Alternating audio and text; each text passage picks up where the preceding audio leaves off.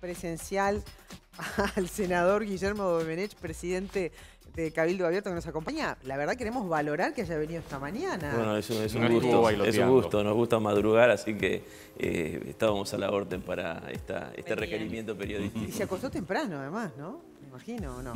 Me acosté temprano porque estamos recorriendo todo el país. Ajá. Los fines de semana y es cansador. Y entonces preferí descansar. Está bien, sí, porque además de senador no es poca cosa ser el presidente de un partido como Cabildo Abierto, que es socio de la oposición, con ciertas turbulencias en este momento por el tema del INISA, ¿no? Y se están publicando también en la prensa, digamos que versiones contradictorias en cuanto a lo que va a pasar. ¿Va a renunciar Echeverri, no va a renunciar Echeverri? ¿Manin le pidió o no le pidió la renuncia? Es decir, ahora el gobierno estaría pensando en recomponer el directorio. El propio Manin aclara que habló con Iturralde, el presidente del Partido Nacional, y dijo, no, yo no pedí la renuncia.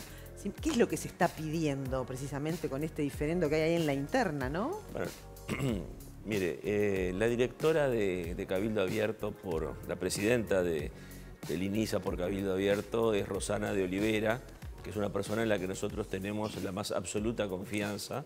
Es una persona multifacética, ha sido una gran deportista, creo que incluso integró la selección uruguaya de voleibol. Sí. Es una socióloga, tiene mucha experiencia en el manejo de grupos humanos y es una persona de nuestra más absoluta confianza. Y lo que estamos pidiendo no es el cese o la destitución de otro integrante del directorio, sino que lo que estamos pidiendo es que se alinee, ¿no? O sea, si hay un gobierno del Echeverri se alinee a las decisiones. Que Echeverri se alinee porque, bueno, la responsabilidad de la dirección la tiene fundamentalmente el presidente del organismo. ¿Pero en qué no se alinea? Claro. Bueno, resulta que ha habido una sucesión muy reiterada de votos contrarios a iniciativas de la presidenta, mientras que la presidenta sistemáticamente ha acompañado iniciativas de la señora Echeverri. Entonces lo que estamos pidiendo es eso, hay que conversar en el seno de la coalición de manera tal que las dos integrantes de la coalición en el INISA actúen de consuno, por lo menos en los temas fundamentales. Claro, pero ¿cuáles son esos puntos, digamos, en los cuales no se acompaña? ¿Por dónde va la temática? Porque estamos hablando de una institución bastante complicada, ¿no? Es una institución compleja.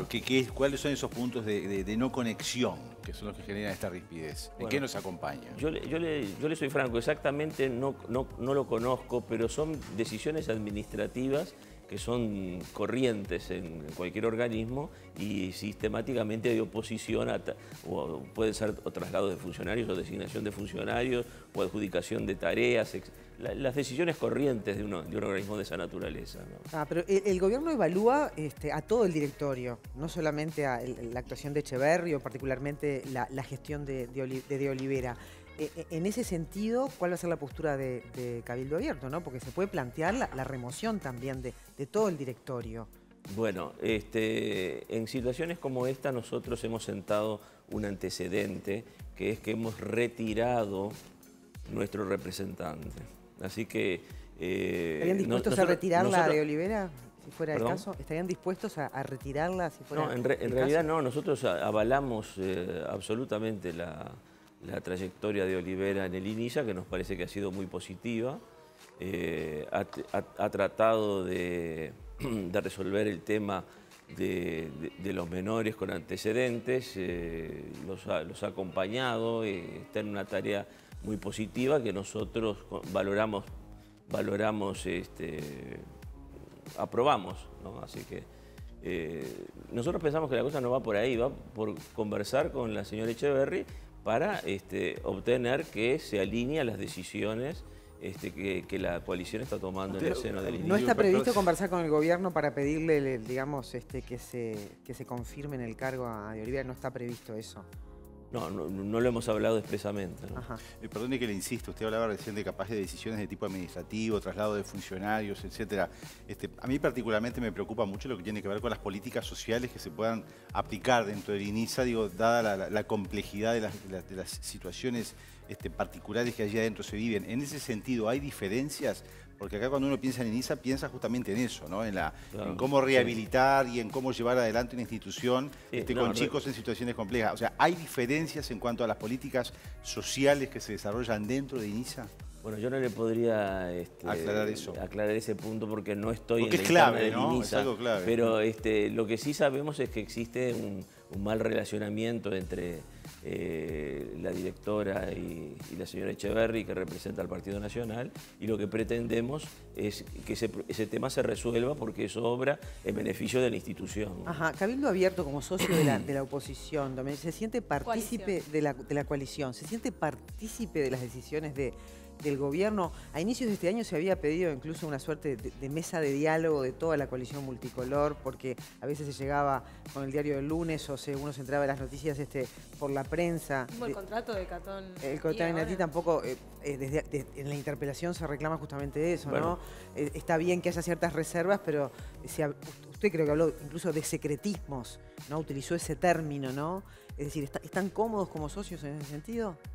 Bueno, yo diría que estamos cómodos, pero obviamente que en algunos temas exigimos una mayor participación, como en el tema ese del puerto que usted acaba de mencionar, que son temas de gran trascendencia. Es cierto que el Partido Nacional fue el partido que obtuvo mayor aprobación popular y que de alguna forma tiene el timón del gobierno. Pero los que somos socios menores, creo que en los temas que son de importancia tenemos que tener una mayor participación. El tema del puerto fue algo sintomático, en que un tema de esa trascendencia debió haber contado con el apoyo y la opinión favorable del Partido Colorado y de Cabildo Abierto. No, pero hay un debe en ese sentido, se sienten que no Bueno, están siendo, digamos, protagonistas de algunas decisiones que le va el futuro al país ahí también, ¿no? No solo por el puerto, también temas que tienen que ver con la educación, por ejemplo, ¿no? En cualquier gobierno de coalición, que naturalmente está integrado por partidos distintos, es imprescindible que haya ámbitos de concordancia, ¿no? Evidentemente que esta es una coalición que tiene muy poca experiencia en su funcionamiento y ha tenido algún tropiezo. Como ¿Faltan ámbitos de diálogo? Bueno, siempre se puede mejorar, el diálogo siempre se puede mejorar, como todas las cosas, ¿no? Yo digo que hay un diálogo razonable, sí, pero que en algunas circunstancias es necesario consultar a los socios menores. ¿En cuáles? Por ejemplo, en esos temas importantes que hacen a la vida del país, como el puerto, las telecomunicaciones, vaya si ese es un tema importante. Esos son temas en los que se requiere un diálogo fluido e intenso de los miembros de la coalición, en que naturalmente tenemos que tener puntos de vista distintos. Usted hablaba recién de socios menores, ¿no? Y en ese sentido, mi imagen es ver a Cabildo Abierto de alguna manera muy sólido respecto a otros partidos, o por ejemplo lo que ocurre con la interna ahora del Partido Colorado, ¿no? Que todos los días surge alguna diferencia importante y que bueno, terminó en esta separación del cargo del ministro Cardoso. ¿Eso va a favor de Cabildo Abierto? ¿Suma votos a Cabildo Abierto? Bueno, nosotros no estamos pensando en los votos porque estamos muy lejos del periodo eleccionario, estamos pensando en la gestión. Nosotros lo que queremos es que este gobierno de coalición tenga una buena gestión y que sea eficaz en resolver los grandes problemas del país, que son educación, salud, vivienda, trabajo. Esos son los temas que le interesan a la gente, le han interesado y le interesan hoy día a la gente, y esos son los que queremos que se resuelvan bien. Cardoso volvió a diputados ahora, ya pidió una comisión investigadora por todo este asunto que lo removió el Ministerio de Turismo, el Frente Amplio también. Lo que está pidiendo Cardoso es que se investigue desde el 2010 para acá, para ver si efectivamente la modalidad de compra se repite, como él dice que sí, que se repite. Él está hablando de una campaña de enchastre por parte del Frente Amplio, pero por otro lado también hay ciertas dudas, ¿no? Hay comportamientos dudosos. ¿De qué lado se pone Cabildo? No, nosotros nos vamos a poner del lado de que se apoye una investigación. Nos parece que en temas de esta naturaleza, en que hay implicancias de tema de manejo económico, nos parece bueno que las cuentas sean claras, ¿no? Las cuentas claras conservan la amistad. Así que nosotros vamos a apoyar la realización de una investigación de manera que este asunto quede absolutamente claro para la ciudadanía. ¿Y no ve que haya enchastre político? Y a esta altura nos da la impresión de que lo que hay que hacer es aclarar las cuentas, ¿no? Que la ciudadanía tenga claro qué es lo que sucedió, cómo se manejaron las cuentas de publicidad del Ministerio. Bueno, puede ser bueno compararlo cómo se manejaron en la antigüedad, pero no nos parece bien tampoco generar un problema donde no lo hay.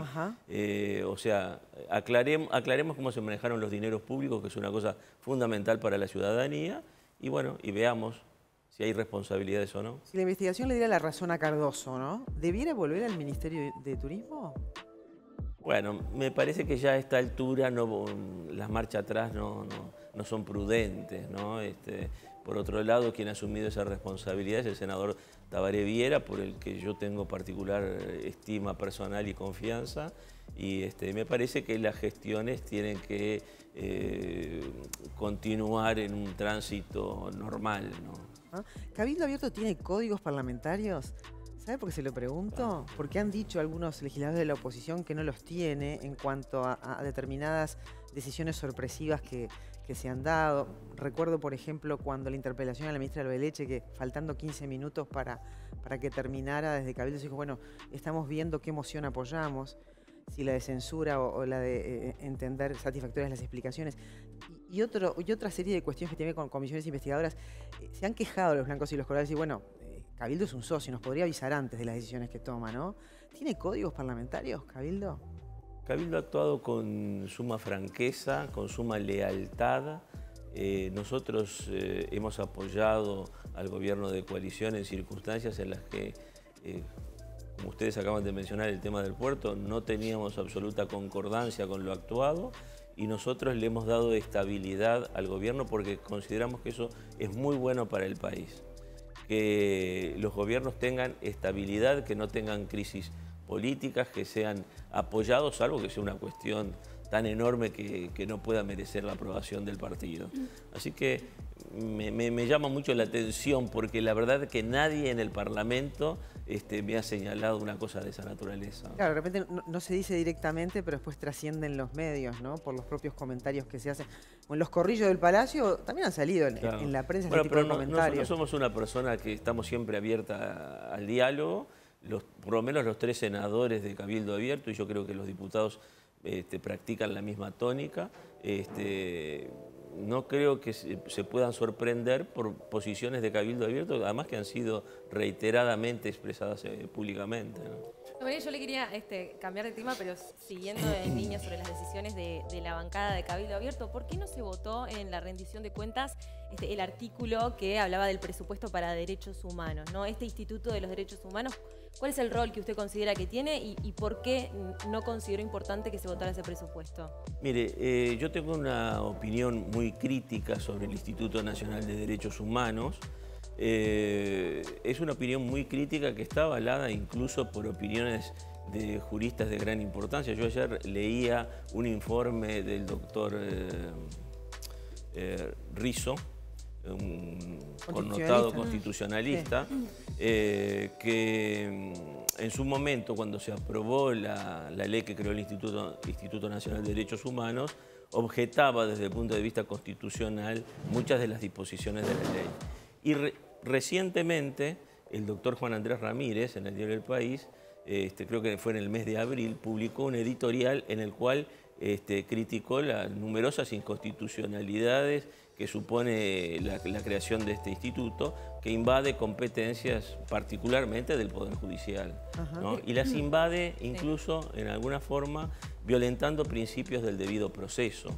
Entonces, además, realmente ha tenido una actuación muy sesgada en materia de defensa de derechos humanos. Se ha transformado en una especie de destino de políticos. ¿Qué competencias invade del Poder Judicial? Porque se supone que este tipo de organizaciones son garantes también de los derechos humanos. Si la justicia realmente es garante o no. No siempre la justicia tiene razón, la justicia también se equivoca. ¿No cree necesario que exista un organismo por fuera que también sea garante del respeto de los derechos humanos? Yo creo que menoscabar al Poder Judicial es algo muy peligroso. La defensa de los derechos humanos. Pero perdón, el propio Manini lo ha cuestionado muchas veces, y el enjuiciamiento. El enjuiciamiento a los militares que participaron en la dictadura, ¿no? El propio Manini lo ha cuestionado. Toda institución pública merece críticas, puede merecer críticas. y debe existir la libertad de criticarla. Lo importante es acatarla. Yo siempre, porque comúnmente se pregunta, ¿usted cree en la justicia? No es que yo crea en la justicia, yo la acato la justicia. ¿No cree en la justicia? Es que no se trata de creer en ella, se trata de acatarla, de cumplir con lo que la justicia Pero si ordena. la justicia se equivoca, porque se puede equivocar, Por eso, son hombres las que la construyen, ¿y ahí qué pasa?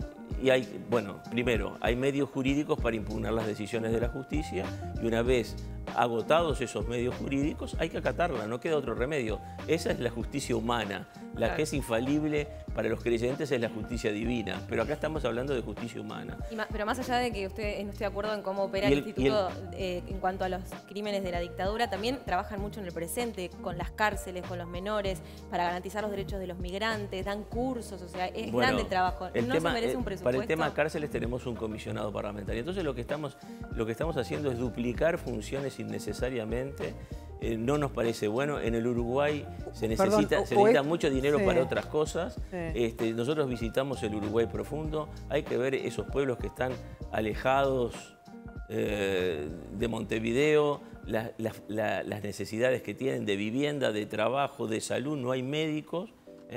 Créame que es muy difícil vivir a 100 kilómetros de una ciudad y no tener un médico para consultar si uno tiene una dolencia, aunque sea un dolor de cabeza. Claro, ¿no? pero ¿sabe qué? Y se le están pagando sueldos principescos a políticos fracasados en algunos casos. ¿Cuánto se paga, por ejemplo?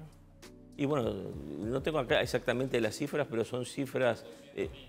Más de 200.000, dice Fablet, más de 200.000 pesos. O sea que plata, de alguna manera es plata tirada, piensa que es plata tirada. Yo creo que estamos creando una burocracia absolutamente inútil para satisfacer determinadas políticas que no acompañan. Y esto no tiene nada que ver con, usted lo dijo creo en Radio Universal, que la institución de los derechos humanos está flechada. ¿Está flechada? Es clarísimo que está flechada. Yo creo que es clarísimo que está ¿En flechada. qué está flechada? Cuando en toda su existencia, por ejemplo, jamás investigó, por ejemplo, que está dentro de las facultades que pretende atribuirle la ley, por ejemplo, la muerte de Pascasio Báez, yo diría el secuestro de Pereira Reverbel, Frick Davis, Pellegrini Gianpietro, la muerte de Morató Manaro, de Jaime Orosa García, de Hilda Quirino Ibarra. Usted dice que esas personas no tuvieron derechos humanos. Ignoró contemplaciones en ese sentido, dice. O sea que... Y miró más... y se parcializó. La otra parte del problema. Se miró los reclamos que hay sobre derechos humanos de un sector de la política nacional que muchas veces son atendibles y otras veces no. Y no se miró quizás... ¿No se podría llevar ese planteo los derechos humanos de otros sectores de la población? ¿No se podría reclamar a la institución que trabaje en ese sentido también?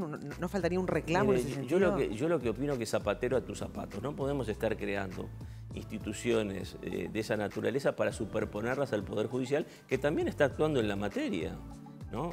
Me parece que cuando tenemos recursos... Si hay que darle destino a determinadas carreras políticas, démoselas de otra forma. Sí, ¿no? sí. Pero no generemos burocracia inútilmente. Ayer lo escuché en Radio Sarandí hablar de Salinas, le preguntaron sobre el ministro, que la verdad aparece como el más popular de los ministros según las últimas encuestas por la gestión en pandemia. Usted habló que Salinas sería un buen compañero de fórmula de Manini Ríos y que bueno, que lo vi como una figura política de primer nivel. ¿Qué otros atributos le ve a Salinas más allá de su gestión en la pandemia, no? Bueno, mire, yo a Salinas lo conozco hace 40 años aproximadamente. Es un excelente médico, un gran neurólogo. Se contaba la anécdota de que estaba con un colega y le vio algún síntoma extraño y le dijo, hacete tal o cual examen, y resultó que el colega tenía Parkinson, ¿no? Un médico no se había dado cuenta de la dolencia que padecía y él simplemente sin verlo y sin realizarle ningún análisis le recomendó, mira, analízate porque te está sucediendo tal o cual cosa. Es una persona con una gran sensibilidad. Yo tuve una hija que vivió una circunstancia dolorosa. Él me conocía prácticamente de vista y me recomendaron que lo llamara, lo llamé y tuve una intervención absolutamente desinteresada del doctor Salinas, que yo hasta el día de hoy le reconozco. Y cuando lo designaron, yo tenía la tranquilidad que técnicamente estaba en perfectas condiciones para ser ministro de Salud. Pero lo que yo creo que nadie advertía es que podía transformarse en una personalidad política de la naturaleza, que es el doctor Salinas. Yo no digo que sea el compañero de fórmula de Manini, no arriesgo fórmulas electorales, no me parece el momento, no me parece que sea responsable hoy día hablar de candidaturas, pero evidentemente que para Cabildo Abierto el doctor Salinas es un patrimonio que tenemos que respaldar. Y pienso que la población lo vería con mucho agrado su proyección en algún cargo político. ¿Tiene ganas? Claro, o carisma. Tiene carisma, también. porque una cosa es ser, o sea, obviamente la pandemia lo puso en una situación privilegiada en todo este contexto, sí. ¿no? Ahora, es político, tiene un carisma político. A veces Bueno, la gente también busca eso, ¿no? Sí. Más allá de las capacidades personales Lo o cierto es que profesionales. es más querido por no votantes de Cabildo Abierto que el propio Manini Ríos. Hay más gente que quiere a Salinas que a Manini. Sí. Evidentemente que es una figura que es atractiva para la gente y todo depende de la voluntad de Salinas. ¿Le preguntaron a él algo ya?